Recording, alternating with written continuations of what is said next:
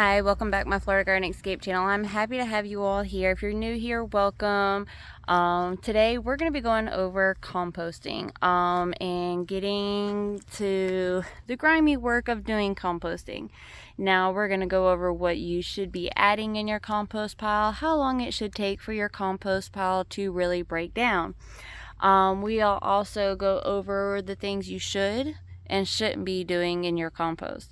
So let's go ahead and dig into it. And before we do, go ahead and leave us a like, hit that subscribe button, and hit that bell so that way you don't miss out on any of our new videos. Let's go ahead and dig in. So here you guys can see we already have a compost pile started. There's going to be a few things with our compost pile. We did a whole video on how we put this bin together with our pallets and some old fencing that we have. And we're going to now go ahead and discuss what should be in your compost pile. So with your compost pile, you're not going to want to use any meats, any dairy, anything like that. You're also not going to want to use anything that's harshly chemical with like eggs. Like eggs can hold salmonella, so you always want to put them in a oven or bake them for about 5 seconds to get rid of any salmonella inside those eggs.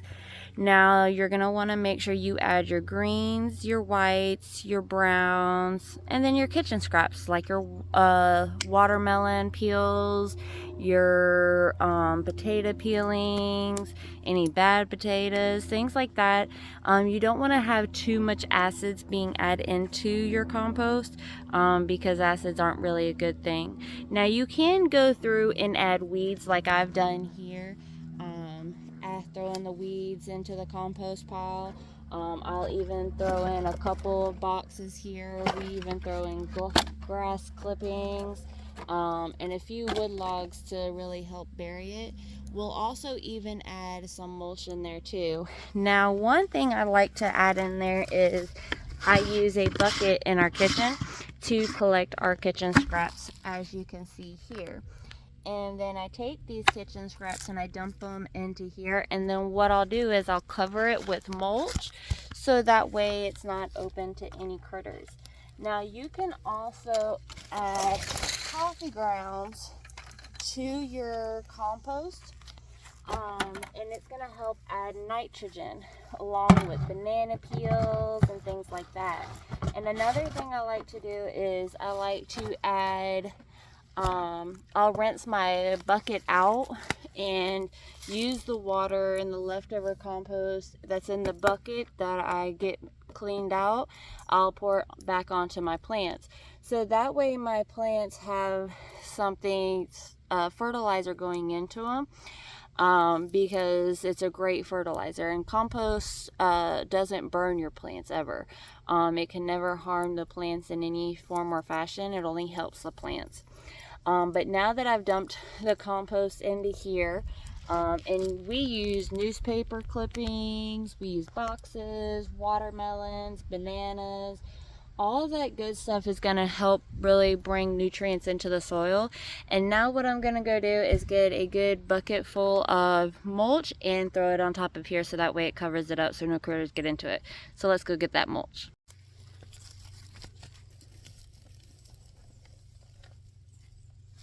So what I'm doing here is I'm just adding enough mulch to kind of cover it all up. So that way it's a little bit harder for the critters to find it. I'm not so much worried about critters getting in here because it's so high up and we have that fencing in that they really can't get into it. And the mulch helps everything kind of break down everything a little bit quicker. And you want to think the more mulch that you have on your compost pile, the more quicker it's going to break down. So the more heat it's able to gather and things like that, the quicker it's really going to break down. Some people put their compost pile in direct sunlight to really help bring that heat in more. And you can do that. It also works as just as good as if you have it in a shady spot and it's full of that mulch and everything, because mulch builds in heat and holds in, locks in that heat. Now when we weed eat and I'm weeding the garden in that, I'll take the weeds and I'll throw the weeds in here too, because you want to add an equal level of your browns, your whites, and your greens. Now your greens are going to be your weeds, your scraps from watermelon, scraps of lettuce, things like that, and you'll always want to add in, and it's all a great fertilizer. Now your compost will take about 30 days, a full 30 days to officially break down, and before you're going to be able to use it. I'm building this compost pile up so that way eventually, once it's filled up, we can then turn around and use this compost for soil. We really like to encourage making our own soil instead of buying it. It's a lot better that way. It saves us money because sometimes soil can be about $5 a bag and it doesn't even really last that long. So we really encourage making your own soil. It's a great way to save money. What else is there? I'm trying to think. So you got your browns, you got your whites, you got your greens, you use your kitchen scraps. There's going to be the only time you don't want to do a whole lot of tomatoes, because sometimes those can be really acidy. You don't want to do a whole lot of oranges either because of the acid inside the orange. You can use your orange peels and things like that because they don't hold the acid or anything. Which is really great for composting. Now, one thing for sure we use our compost for is going to be to make our compost tea, as you've probably seen in one of our other videos. And I'll leave a link to it down below in the description, so that way you guys can go back and check it out in case you missed it. But this is another way we can do our compost. And we'll do a full breakdown of, well, we kind of already did the breakdown of how we use the tumblers and move our worms from one tumbler to another. But we are getting ready to have to do that process again here soon, because it's been almost a month now to 2 months since we've done it. It's about time we do it again, because we need to move the worms from the other side to the other side once we finish clearing it out. We're probably going to use the rest of the compost to make more compost tea. And I'm going to go through later as well and show you guys how you can do multiple compost teas. And some people don't even use air pumps to make compost tea. Some people just put the compost in the water and let it sit for 24 hours and then use it. You have different methods you can go about doing it. I always recommend adding the air pump, so that way you're not building up any bacteria in the water, and it has that flotation in that. But yeah, that's going to be, compost is pretty simple. It's easy as ABC 1, 2, 3. It's all things you get from around your home, from your kitchen scraps to your boxes. Your mulch, you probably might get from a store, or if you have something in your area where they deliver free mulch to your home, like we do here in our Zone 8B in Florida.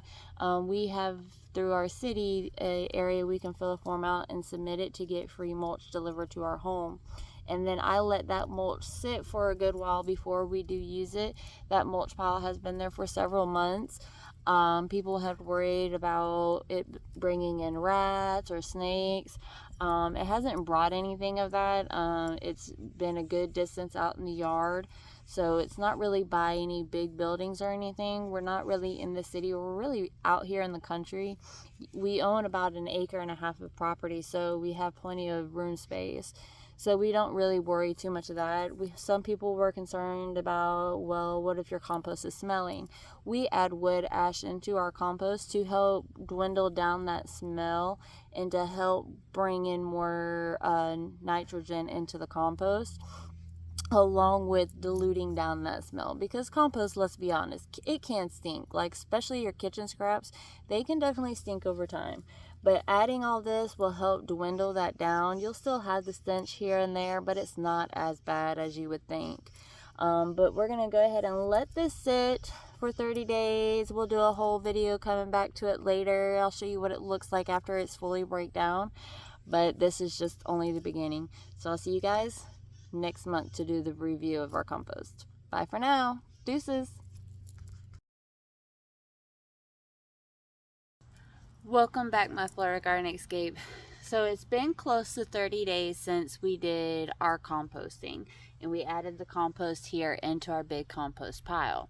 Now what we're getting ready to do is open it up and show you guys what it looks like after it's really broke down during this 30 days. Now, as you see here probably at the top, there is still some boxes that haven't really broke down, and those will take a little bit longer to break down as it is cardboard.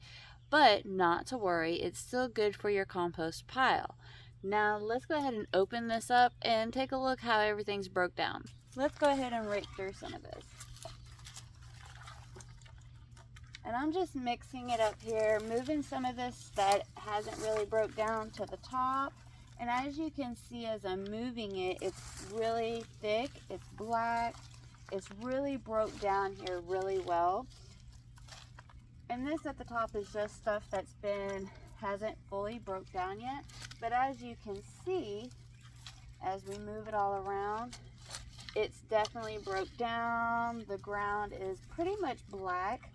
Along with a lot of some of the other stuff. So as you can see, the bottom cardboard boxes that were down at the bottom, they're no longer there. Those have officially broke down, and as you can see, as well as me raking, that a lot of it is going to the top.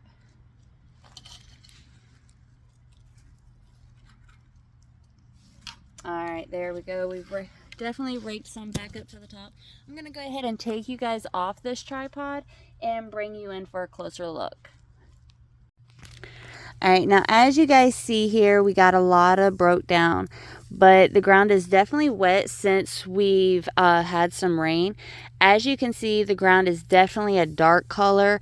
The darker your soil, the more nutrition it is.